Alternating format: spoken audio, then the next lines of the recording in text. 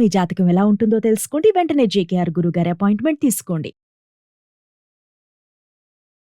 Hi viewers, India's largest digital media network Suman టీవీకి స్వాగతం. ప్రస్తుతం మనతో ఉన్నారండి మోటివేషనల్ స్పీకర్ తనే అండి, కిన్నెరా వెల్ఫేర్ సొసైటీ ఫౌండర్ నాగచంద్రిక అమ్మ. అమ్మ నమస్తే. అమ్మ నమస్తే. నమస్తే అమ్మ.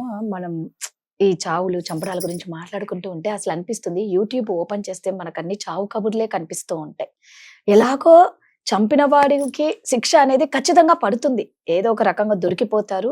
అంటే జనాలు ఇవన్నీ చూస్తున్న ప్రతి ఒక్క అరిచేతిలో అందరూ అన్నీ చూస్తున్న న్యూస్ వీళ్ళకు ఎందుకు భయం వేయట్లేదమ్మా? ఇంకా ఎక్కువైపోతున్నాయి. అరే మనం ఇది చేస్తే వాళ్ళలాగే మనం పట్టుబడతాం కదా, ఇంకా మనం ఏం సాధిస్తాం? ఎందుకు అవి చేయడం అనేది ఎందుకు తగ్గటం లేదు? ఎందుకు పెరిగిపోతున్నాయి ఇంకా చంపడాలు? నిజమే. అప్పటికి ఇప్పుడు చూసుకుంటే మీరు యూట్యూబే కాదు, పేపర్ తీసినా చూసినా ఎక్కడ చూసినా కూడా ఇదే కనపడతా ఉంటుంది. ఏదో కొంచెం రిలాక్స్ అవుదామని ఫోన్ తీసుకుంటే దాంట్లో ఇవి చంపినాడు, చచ్చిపోయింది, పిల్లలు చంపేసింది, ఇవే కనపడుతుంది. సరే, నాకు కూడా అదే డౌట్ వచ్చింది. ఈ చంపినప్పుడు ఎట్లా పోలీసు వాళ్ళకి తెలుస్తుంది, వస్తారు, జైల్లో ఉంటారు, వీళ్ళు అనుభవించేది ఏముంది ఇంకా తర్వాత?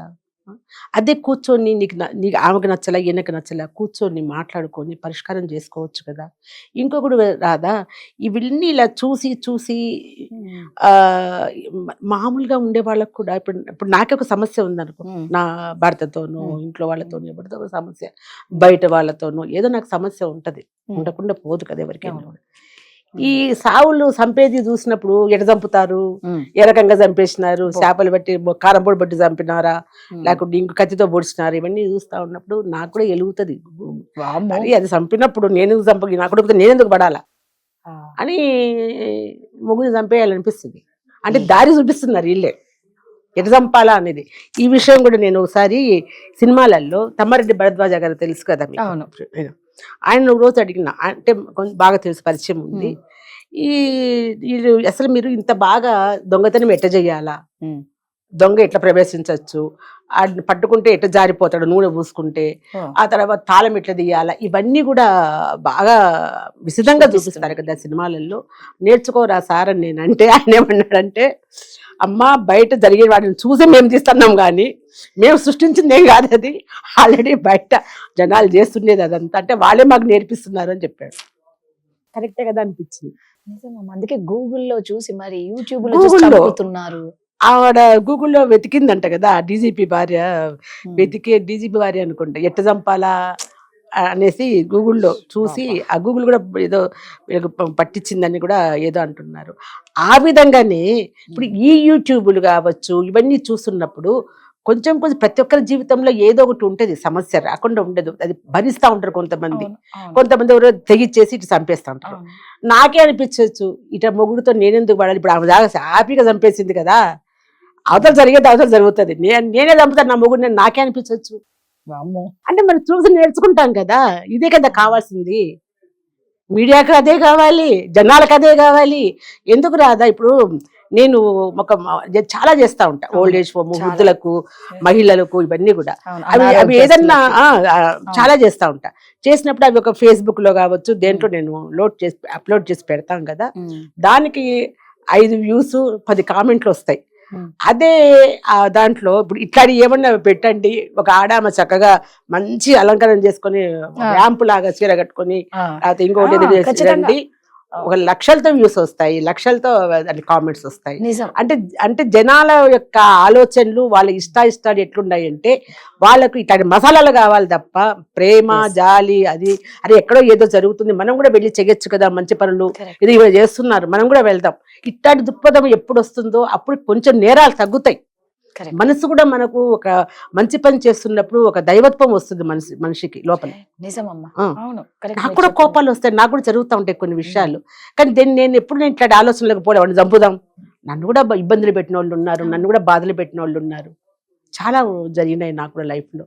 నేను చంపాలా చచ్చిపోవాలని రెండు అనుకోలేదు, నా దారిని నేను మళ్ళించుకున్నాను. నేను మంచి పనులు చేసుకుంటా పోదాము అని, దానివల్ల లోపల ఉండేదంతా కూడా మనకుండే ఆ కోపం కావచ్చు, క్రోధం కావచ్చు, ఇంకొకటి హింసాత్మకమైన ఆలోచనలు కావచ్చు, ఆటోమేటిక్గా వెళ్ళిపోతాయి రాదా అవన్నీ కూడా.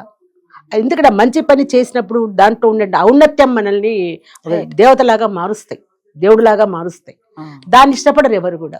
నిజం, మీరు అన్నది కరెక్ట్ అమ్మా. మంచి చెప్తే 5-10 వ్యూలు వస్తాయి. ఇట్లా చెత్త ఏదన్నా చెప్పండి, ఇల్లీగల్ గురించి మీరు అన్నట్టు ఇందాక ఎక్స్పోజింగ్ కానీ ఓ రకంగా మాట్లాడడం, ఎంత వర్స్ట్ వీడియోలు చూపిస్తే, కంటెంట్ చూపిస్తే అంత బాగా జనాలు వాటికి అట్రాక్ట్ అవుతారు. మంచి మీరు అన్నట్టు ఎప్పుడైతే మనం మంచివి చూస్తామో మనలో మానవత్వమే ఉంటుంది తప్ప రాక్షసతత్వం ఉండదు కదమ్మా. మంచి పనికి ఎంతమంది వెనకలు వస్తారు చెప్పు. నిజం. పొగుడుతారు తప్ప చేయూతనిద్దామన్నట్టు చాలా తక్కువ పొగడతలకు మాత్రం తక్కువ లేదు. తక్కువ అవును. ఉంటుంది. ఎవరు అబ్బా, చే- నువ్వేం దేవత అంటారు. అవును. ఆ Health దేవతని దగ్గరికి ఎంత హింస పెట్టేటోళ్ళు కూడా ఉంటారు ఉంటారు. తెలుసా. ఎందుకున్నారమ్మా? ఆ దైవత్వాన్ని మర్చిపోయి మనం కూడా రాక్షసులుగా తయారవుదామా అనే ఆలోచనలు కూడా పుట్టించే వాళ్ళు కూడా ఉన్నారు. కాకపోతే మనం చేస్తున్నాం కాబట్టి అంత దూరం పోకుండా మనల్ని మనం ఇది చేసుకుంటూ మనం మళ్ళీ మంచి దారిన వెళ్తున్నాం. కానీ ఇంకా ఆ స్థానంలో ఇంకొకరు ఎవరన్నా ఉన్నారంటే ఏముంది, ఆడెవడో మనల్ని ఇసిగిని దారిగా సంపేద్దాం నాకు ఎందుకని, లేదా ఇంటికి ఇప్పుడు పిలిచి ఎక్కువైపోయింది అదే కదా. అనుకుంటారు ఎవరన్నా కూడా. దాని వల్లనే ఇవన్నీ జరుగుతాయి అంతే. అందులో ఇది కలియుగం కూడా. కలియుగం. ధర్మం ఒక పాదము, అధర్మం 3 పాదాలు నడుస్తుంది. ఇక మనమే పెద్దవాళ్ళే ఇలా ఉంటే పిల్లలకి ఏం నేర్పిస్తారు? నెక్స్ట్ ఇంక అసలు ఏముంటది ఒక్కసారి ఊహించుకుందాం. పిల్లలు నేర్చుకునేది ఏమీ లేదు. నిన్న నేను ఒక వీడియోలో చూసిన టీచర్ని చెప్పు తీసుకొని కొట్టింది, అబ్బా అది ఘోరం. మొబైల్ తీసుకున్నందుకు మొబైల్ తీసుకున్నందుకు. బూతులు తిడుతూ టీచర్ ని, ఆ టీచర్ ని చెప్పు తీసుకొని కొట్టడం అనే అంత దుర్మార్గం ఇంకొకటి లేదా? అసలు ఏమైపోతుందమ్మా? పూర్వకాలము గురువులు పిల్లలకు ఎంత వాళ్ళు ఇదిలో పెట్టేవాళ్ళు, కోదండం వేసేవాళ్ళు, అవును. గోడ కుర్జీ వేసేవాళ్ళు, అవును. కొట్టేవాళ్ళు.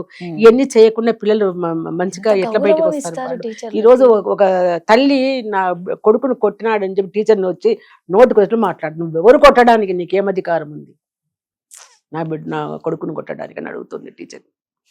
ఆమె ఏ అధికారంతో వచ్చి టీచర్ని అడుగుతాం నాకు అర్థం కాదు. చదువు చెప్పేమనే కదా వాడికి పంపినావు. అంతే. ఆ చెప్పే ఇదిలో పందాల్లో ఎన్నో ఉంటాయి. అరవచ్చు, ఒక దెబ్బ అవును. వేయచ్చు పిల్లల్ని. మరి భయభక్తులు లేకుండా చదువు భయభక్తి- ఎందుకు వస్తుందమ్మా? అసలు భక్తి భయం లేకుండా చదివే రాదు అసలు. కాదు, ఉండాలి. ప్రతి పనిలో కొంచెం భయం అనేది ఉండాలి. భయం లేకపోతే మనం ఎక్కడ సక్సెస్ అవ్వలేము.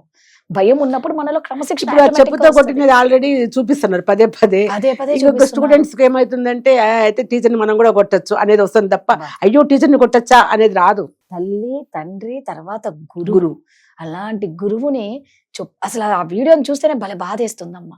ఎటుపోతుంది ఆఖరికి టీచర్ల మీద కూడా పిల్లలు చెప్పు తీసి కొడుతున్నారు అంటే ఇది ఎంత అదేంటి, అవమానం. టీచర్ ను ఒకడు చూడు స్టూడెంట్ ప్రేమించి వెంటబడితే ఆమె ఏదో అన్నిందని చెప్పి చంపేశాడు కదా నరికి. ఇది ఎప్పుడో వచ్చింది కూడా టీచర్. సో ఇవన్నీ మీరు అన్నట్లు ఏంటంటే పదే పదే చూసి వాళ్ళల్లో ఒక క్రూరత్వం అనేది వస్తుంది అని మీరు అంటారు. తప్పకుండా వస్తుంది, ఎవరికైనా వస్తుంది. ఇప్పుడు ఏది చూస్తే అదే చేయాలనిపిస్తుంది కదా. అవును. ఏదన్నా మంచి చక్క ఇప్పుడు యూట్యూబ్ లో చక్కటి వంటలు చూపిస్తే అవును. వంటలు చేయాలి, Correct ఇట్లా అవును. పడుకున్న కూడా లేచి పోయి వంట. లేసువండి. అవును. సో పూజల గురించి చెప్పినప్పుడు అరే మనం ఏం మిస్ అవుతున్నామని చేయాలనిపిస్తుంది. Right right.